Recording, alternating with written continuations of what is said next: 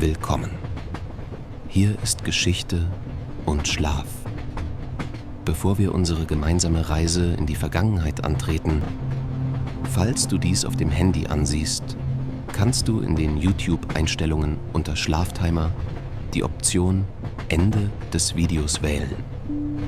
So verhinderst du, dass das Video die ganze Nacht läuft. Wenn du jede Nacht etwas Neues lernen, in völlig andere, längst vergessene Welten reisen und dabei friedlich einschlafen möchtest, vergiss nicht, den Kanal zu abonnieren. Jetzt.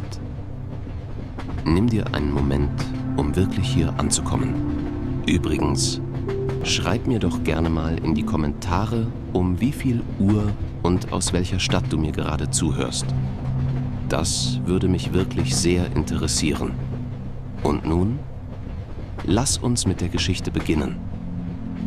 Der Tag liegt vollständig hinter dir. Alles, was heute wichtig war, jede Aufgabe, die du erledigt hast, jede Sorge, die dich begleitete, verliert jetzt an Bedeutung. Die Termine, die langen Gespräche, die schwierigen Entscheidungen, das helle künstliche Licht der modernen Bildschirme, all das verblasst und wird unscharf, wie ein altes Foto, das man im dichten Morgennebel betrachtet. Du lässt die Hektik der Gegenwart weit hinter dir zurück. Du bist jetzt hier, an einem vollkommen sicheren Ort, an einem Zufluchtsort des Geistes, an dem die Zeit nicht rennt, sondern sanft und träge fließt wie warmer, goldener Honig, der langsam von einem Löffel tropft. Konzentriere dich ganz auf deinen Körper. Spüre das Gewicht deines Kopfes auf dem Kissen. Entspanne deine Schultern ganz bewusst. Lass sie tief in die Matratze sinken, weit weg von den Ohren, als würden schwere Gewichte der Anspannung einfach von ihnen abfallen und im Boden versinken. Löse die verbliebene Spannung in deinem Kiefer. Lass die Zunge locker und schwer im Mundraum liegen. Entspanne die kleine Falte zwischen deinen Augenbrauen, die sich dort über den langen Tag hinweg unbemerkt gebildet hat. Glätte deine Stirn, bis sie sich so ruhig und glatt anfühlt, wie die Oberfläche eines stillen Bergsees in der Dämmerung. Spüre, wie deine Augenlider immer schwerer werden, so schwer wie dicke, purpurrote Samtvorhänge in einem prächtigen alten Theater, die sich langsam, ganz langsam vor ein hohes Fenster schieben, um das letzte Licht der Welt draußen auszusperren. Atme tief und gleichmäßig ein. Stelle dir den schwachen, nostalgischen Duft vor, der dich gleich umgeben wird. Eine komplexe Mischung aus verbrannter Steinkohle, kühlem, massivem Eisen, dem Duft von teurem, handverarbeitetem Leder und der süßen Note von frisch poliertem Edelholz. Halte diesen Atemzug für einen kurzen Moment. Lass diesen Duft in deiner Vorstellung tief wirken und atme dann langsam, ganz langsam wieder aus, bis auch der letzte Rest Luft aus deinen Lungen gewichen ist. Es bleiben nur meine Stimme und der ewige, beruhigende Rhythmus des Reisens, der gleich beginnen wird. Wir schreiben das Jahr 1928. Es ist eine tiefkalte, klare Winternacht am Münchner Hauptbahnhof. Wir befinden uns in einer Ära, in der das Reisen noch eine wahre Kunstform war, ein Privileg, ein Erlebnis für alle Sinne und kein bloßes Transportmittel von einem Punkt zum anderen. Es war eine Zeit, in der Geschwindigkeit nicht Hektik bedeutete, sondern Eleganz, technischer Fortschritt und die Sehnsucht nach dem Unbekannten. Die riesige Stahlhalle des Bahnhofs wölbt sich über uns wie eine gewaltige Kathedrale der industriellen Revolution. Oben im dunklen Gewölbe, zwischen den rußgeschwärzten Stahlträgern und den matt glänzenden Glaspaneelen, nisten Tauben.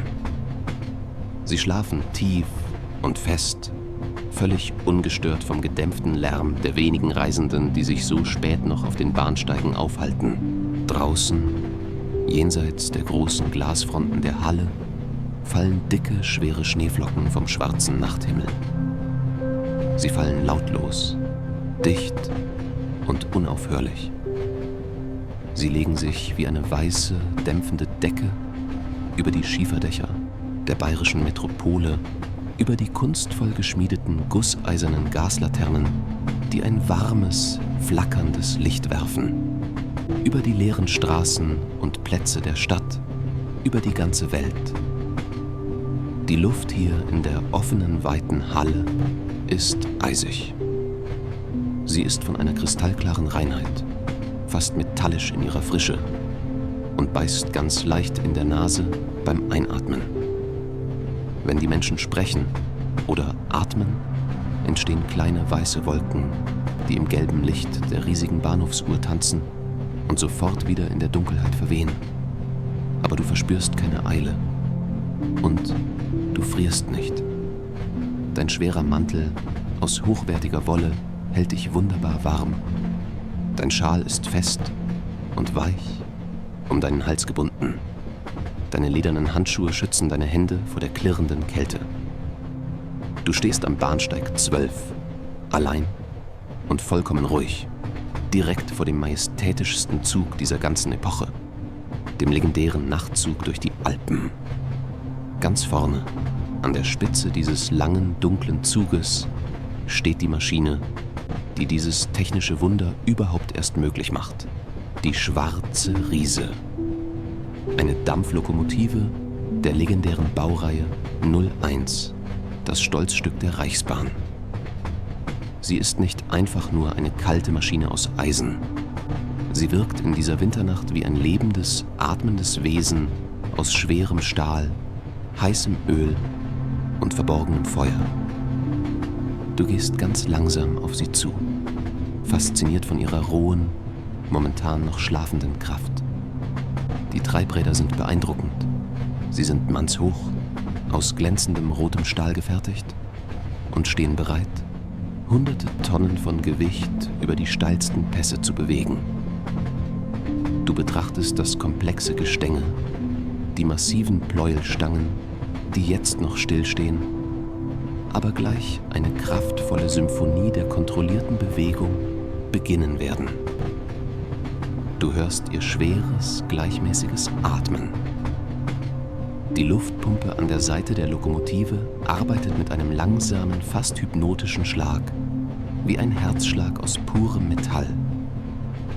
Weißer, heißer Dampf entweicht mit leisem Zischen aus den Zylinderventilen. Er ist feucht und hüllt den vorderen Teil des Bahnsteigs in einen mystischen, schützenden Nebel, der sanft deine Füße umspielt und sich sofort mit der eiskalten Nachtluft vermischt. Es riecht hier intensiv nach heißem Maschinenöl, nach Ozon, nach geschmolzenem Schnee auf warmem Eisen und nach der großen Verheißung eines nächtlichen Abenteuers.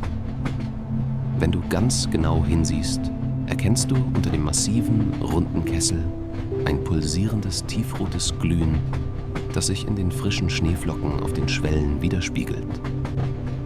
Dort drinnen, im riesigen Feuerraum, schaufelt der Heizer unermüdlich glänzende Steinkohle in die gleißende Glut. Es brennt dort bei Temperaturen von weit über 1000 Grad Celsius. Dieses gezähmte Inferno verwandelt einfaches Wasser in puren, unbändigen Dampfdruck. Eine gewaltige Kraft, die dich heute Nacht sicher durch den stärksten Schneesturm und über die höchsten Pässe der Alpen tragen wird. Du drehst dich schließlich um und gehst ganz langsam am Zug entlang, zurück zu deinem reservierten Waggon. Deine Schritte hallen satt und schwer auf dem gefrorenen Asphalt des Bahnsteigs wider. Die wenigen anderen Passagiere wirken nur wie schemenhafte Schatten im dichten Nebel, wie Statisten in einem friedlichen Traum. Die Waggons selbst sind in einem tiefen Dunkelblau lackiert, das in der Nacht fast wie schwarz wirkt, und sie sind so hochglänzend poliert, dass sich die Lichter des Bahnhofs in ihren Flanken spiegeln. Feine, goldene Zierlinien verlaufen entlang der Seiten, jede einzelne von Hand gemalt. In eleganten, geschwungenen Buchstaben aus massivem Messing steht dort: Schlafwagen Gesellschaft. Jedes einzelne Fenster ist wie ein kleiner, quadratischer Rahmen voll warmem, einladendem Licht inmitten der kalten, feindlichen Dunkelheit. Du erreichst deinen Wagen. Der Schaffner wartet bereits am Einstieg auf dich. In seiner makellosen, dunkelblauen Uniform mit den goldenen Knöpfen, den perfekt sitzenden weißen Handschuhen und der steifen Mütze mit dem glänzenden Emblem wirkt er wie ein Offizier der Gemütlichkeit und der Sicherheit. Er erkennt dich sofort, nickt dir respektvoll und schweigend zu. Ein stilles Einverständnis zwischen Reisenden. Prüft kurz mit geübtem Blick dein Ticket und hält dir mit einer einladenden Geste die schwere, massiv gebaute Tür auf. Du fasst den Griff aus kühlem, glattem Messing, ziehst dich behutsam hoch und setzt deinen Fuß über die Schwelle in das Innere des Waggons. In genau diesem Moment geschieht etwas vollkommen Magisches, fast so, als würdest du ein physikalisches Gesetz der Natur außer Kraft setzen. Der gesamte Lärm der großen Bahnhofshalle, das ferne Pfeifen anderer Züge, das Rufen der Zeitungsverkäufer, das Zischen des Dampfes, das Quietschen metallischer Bremsen wird wie mit einem scharfen Messer abgeschnitten. Die Kälte bleibt draußen auf dem Bahnsteig. Der schneidende Wind bleibt draußen. Du befindest dich nun in einer hermetisch abgeriegelten Kapsel der absoluten Stille, der tiefen Geborgenheit und der wohligen Wärme. Du gehst durch den schmalen, eleganten Gang zu deinem privaten Abteil. Der Boden unter deinen Füßen ist mit einem dicken, weinroten Orientteppich ausgelegt, dessen Muster von Hand geknüpft wurde. Er ist so weich und tief, dass er jedes Geräusch deiner Schritte vollständig verschluckt. Du hast das Gefühl, eher zu schweben als zu gehen. Es ist vollkommen still im Gang, abgesehen von einem ganz leisen, fernen Knistern des sich abkühlenden Metalls und dem gedämpften, kaum wahrnehmbaren Murmeln aus den anderen Abteilen. Die Wände hier im Gang sind nicht aus kühlem Metall oder sterilem Kunststoff gefertigt. Nein, du bist umgeben von wahren Meisterwerken der Tischlerkunst. Es ist poliertes Mahagoniholz von einer dunklen rotbraunen Farbe, die Wärme ausstrahlt. Es ist aufwendig eingelegt mit feinen Mustern aus viel hellerem Ahornholz, wunderschöne Intarsien, die stilisierte Blumen, Ranken und die strengen, eleganten geometrischen Formen des Art Deco zeigen. Wenn du im Vorbeigehen ganz leicht mit deinen Fingerspitzen über die Wandpaneele streichst, spürst du die vollkommen glatte, fast ölige Oberfläche des Holzes, die über viele Jahrzehnte hinweg täglich sorgfältig mit Bienenwachs gepflegt wurde. Es fühlt sich beinahe lebendig an, wie ein organischer Teil der Natur. Die Wandlampen aus massivem, schwerem Messing werfen ein sanftes, bernsteinfarbenes Licht, das sich tausendfach im glänzend lackierten Holz bricht und spiegelt. Alles hier strahlt eine tiefe, unerschütterliche Beständigkeit und Qualität aus. Nichts wackelt, nichts wirkt billig oder provisorisch. Alles ist für die Ewigkeit und für den höchsten Komfort gebaut worden. Du erreichst schließlich dein Abteil, die Nummer 4. Du umfasst den kühlen Messinggriff der schweren Schiebetür. Mit einer einzigen fließenden und sanften Bewegung schiebst du die massive Holztür zur Seite, trittst in deinen privaten Raum ein und schließt sie leise hinter dir. Das Schloss rastet ein. Es ist ein satter, präziser und beruhigender mechanischer Klang aus schwerem Metall. Dieses eine Geräusch ist das endgültige, unmissverständliche Signal an dein Gehirn. Du bist jetzt absolut sicher. Die Welt da draußen mit all ihren Forderungen kann warten. Alle Probleme der Gegenwart bleiben vor dieser Tür zurück. Niemand kann dich hier stören oder erreichen. Du hast deinen persönlichen Kokon der Ruhe gefunden. Dein Abteil ist kompakt, aber bis ins kleinste Detail perfekt durchdacht. Es wirkt wie ein luxuriöses, ausgekleidetes Schmuckkästchen oder die edle Kabine einer Hochseejacht. Auf der einen Seite befindet sich der breite, bequeme Sitz, der mit einem schweren, dunkelgrünen Samt bezogen ist. Der Stoff fühlt sich unter deinen Händen so weich an wie Moos auf dem Boden eines alten, verwunschenen Waldes. Du setzt dich langsam nieder. Das Polster gibt sanft nach, aber nur genau so weit, dass es deinen Körper perfekt stützt. Es umfängt dich regelrecht.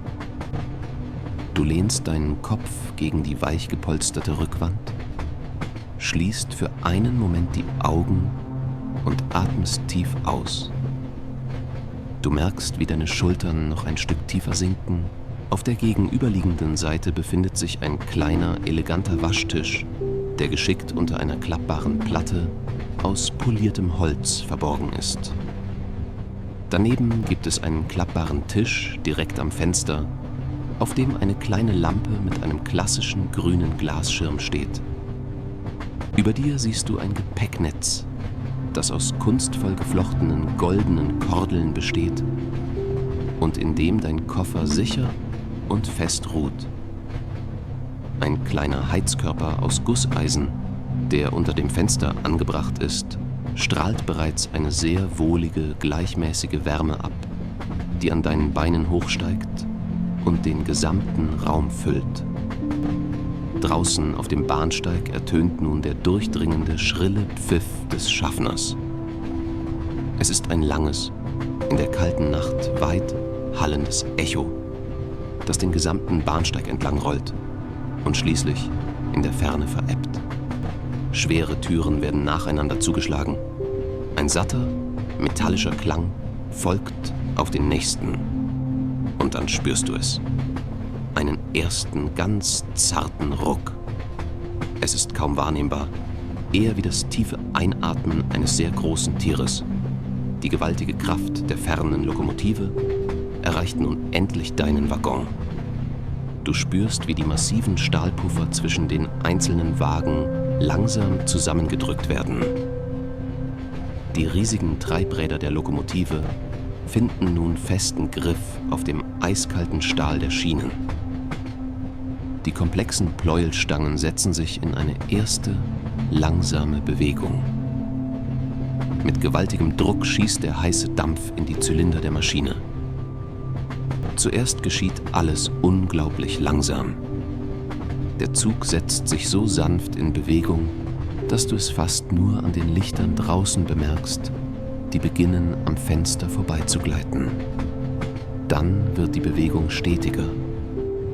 Die warmen Lichter der Bahnhofshalle gleiten langsam an deinem Fenster vorbei. Zuerst kannst du noch die Gesichter der wenigen Menschen auf dem Bahnsteig erkennen, die Abschied nehmen und winken. Doch dann verschwimmen ihre Gestalten zu langen, goldenen Streifen im Nebel. Schließlich verschwindet der gesamte Bahnhof hinter einer Kurve in der absoluten Dunkelheit der Winternacht. Die Lichter der Stadt München werden zusehends weniger. Die Abstände zwischen den beleuchteten Fenstern der Häuser werden immer größer. Der Zug verlässt nun endgültig die Stadtgrenzen und taucht ein in die tiefe, undurchdringliche Dunkelheit der bayerischen Wälder, die in dieser Nacht metertief verschneit sind. Während der Zug stetig Fahrt aufnimmt und seine ruhige Reisegeschwindigkeit erreicht, bemerkst du die wunderbare, fast schon unnatürliche Wärme in deinem geschlossenen Abteil. Draußen herrschen bittere Minusgrade. Der eisige Wind pfeift mit zunehmender Geschwindigkeit um die Ecken und Kanten der schweren Waggons. Aber hier drinnen ist es so angenehm und mild wie an einem perfekten Sommertag. Du fragst dich vielleicht kurz, wie das eigentlich funktioniert. Wie kann man inmitten von Eis und Schnee so vollkommen gewärmt sein? Die Antwort liegt in der genialen Ingenieurskunst dieser Zeit. Die Techniker nutzen den sogenannten Abfalldampf der großen Lokomotive. Ein langes, sehr dick isoliertes Rohr verläuft unter dem gesamten Zug von einem Waggon zum nächsten, sicher verbunden durch flexible, gummierte Schläuche. Der heiße Dampf reißt den weiten Weg von der Lokomotive bis direkt zu dir in dein Abteil. Er wird durch präzise Ventile reguliert und in die schweren Heizkörper geleitet, die unter deinem Sitz und hinter der edlen Wandverkleidung verborgen sind. Es ist keine trockene, künstliche oder aggressive Hitze, wie man sie aus modernen Klimaanlagen kennt, die die Luft austrocknen und ständig rauschen. Es ist eine sogenannte strahlende Wärme. Sie ist vollkommen still. Die reine Energie des Feuers ganz vorne in der Maschine wandert durch den gesamten Zug und erwärmt das schwere Mahagoniholz, den dichten Samt der Sitze und den weichen Teppich.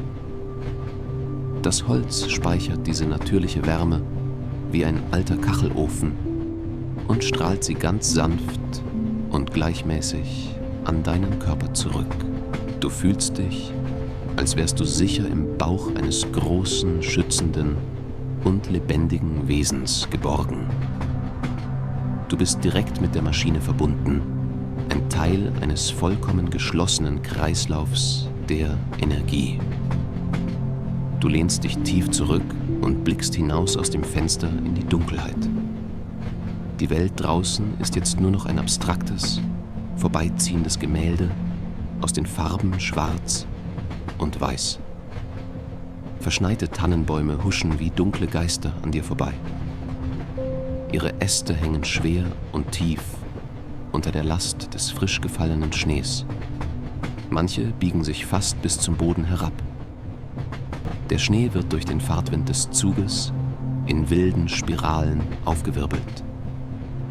Wir fahren jetzt schneller, vielleicht mit 100 Kilometern pro Stunde durch die Nacht. Der Schneesturm draußen wird merklich stärker. Es ist jetzt ein echter Blizzard, eine wilde Naturgewalt. Millionen von winzigen Schneeflocken prallen in rasender Geschwindigkeit gegen das dicke Glas deines Fensters. Sie tanzen wild, vollkommen chaotisch und unberechenbar in den Lichtkegeln des Zuges. Aber sie haben keine Chance, zu dir vorzudringen. Das Fenster ist doppelt verglast, was im Jahr 1928 eine absolute Seltenheit und ein unglaublicher Luxus war. Zwischen den beiden Glasscheiben befindet sich eine isolierende Luftschicht, die den Frost und die Kälte sicher fernhält.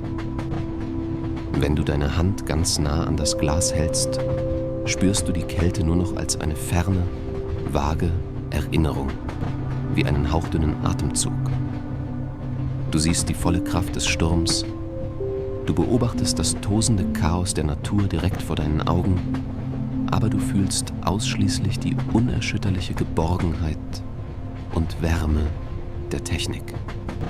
Kleines Kondenswasser bildet sich in den unteren Ecken des Fensters und fängt das warme Licht deiner Lampe ein, sodass es wie winzige, funkelnde Diamanten leuchtet. Und dann hörst du es ganz deutlich. Das Geräusch, das bereits Generationen von Reisenden vor dir sicher in den Schlaf gewiegt hat. Das ewige Lied der Eisenbahn. Es ist ein tiefer, beruhigender Rhythmus, wenn die schweren Stahlräder über die winzigen Dehnungsfugen der Schienenstränge rollen. Es ist kein störender Lärm. Es ist ein vollkommener Rhythmus. Ein Herzschlag aus massivem Metall. Es ist eine Form von natürlichem, weißem Rauschen, das deine kreisenden Gedanken augenblicklich beruhigt und alle anderen Geräusche der Welt sanft überdeckt. Es ist monoton, absolut verlässlich und scheint ewig zu währen. Es flüstert dir ständig zu: Wir kommen sicher voran. Alles ist in bester Ordnung. Du spürst nun, wie der Waggon unter dir arbeitet, aber nicht auf eine unruhige Weise, Unter dem Boden deines Abteils befinden sich die schweren Drehgestelle, massive Konstruktionen aus gegossenem Stahl. Darin sind riesige Blattfedern verbaut, Schicht für Schicht aus gehärtetem Metall übereinandergelegt. Diese Federn sind so konstruiert, dass sie jede noch so kleine Unebenheit der Strecke schlucken. Der Waggon springt nicht über die Gleise, er wiegt sich vielmehr. Er schaukelt ganz sanft nach links und dann wieder nach rechts, wie ein großes, stolzes Schiff auf einem vollkommen ruhigen See. Es ist wie eine Wiege aus Stahl, die dich behutsam durch die Nacht trägt. Dein ganzer Körper passt sich diesem tiefen, erdigen Rhythmus an. Deine Atmung synchronisiert sich fast von selbst mit den Bewegungen des Zuges. Jedes Einatmen und jedes Ausatmen geschieht im Einklang mit dem Weg, den wir zurücklegen. Es klopft nun leise an deine Tür. Es ist ein sehr dezentes, fast zaghaftes Klopfen, das die Stille deines Kokons kaum stört. Du bittest den Gast herein. Die schwere Holztür gleitet lautlos zur Seite und der Steward tritt ein. Er ist ein älterer Mann mit gütigen, wachen Augen und vollem grauem Haar, das perfekt unter seiner Dienstmütze sitzt. Er trägt makellose weiße Baumwollhandschuhe und balanciert ein schweres, massives silbernes Tablett auf seinem Unterarm. Er stellt das Tablett mit einer fließenden, geübten Bewegung auf den kleinen Klapptisch an deinem Fenster. Das Silber glänzt im warmen Licht der Lampe und wirft sanfte Reflexionen an die Holzdecke. Auf dem silbernen Tablett steht ein feines Porzellanservice mit duftendem Earl Grey. Der Steward verneigt sich respektvoll, verzieht sich lautlos zurück. Du genießt die Wärme der Tasse in deinen Händen, während der Zug kraftvoll den Aufstieg in die Alpen beginnt. Ein kurzer Tunnel hüllt das Abteil in absolute Stille, gefolgt von der weiten Aussicht eines verschneiten Viadukts, das hoch über dem Abgrund schwebt. Es ist Zeit für die Nachtruhe. Nach einer kurzen Erfrischung wartet dein vorbereitetes Bett mit kühler Leinenwäsche und einer schweren Wolldecke auf dich. Du löschst das große Licht und nur ein sanfter, goldener Schimmer der Leseleuchte bleibt im Raum. Während draußen der Winterorkan gegen das Glas peitscht, wiegt dich das stetige Rollen des Waggons in eine tiefe Entspannung. Deine Gedanken lösen sich auf wie Nebel. Alle Sorgen bleiben Kilometer hinter dir, im nächtlichen Wald zurück. Du sinkst schwer und glücklich in das weiche Daunenkissen, während dich der Rhythmus der Räder wie ein Mantra begleitet. Du bist sicher. Du bist warm. Alles ist gut. Der Zug trägt dich unaufhaltsam in die tiefe, erholsame Dunkelheit eines perfekten Schlafs. Gute Nacht.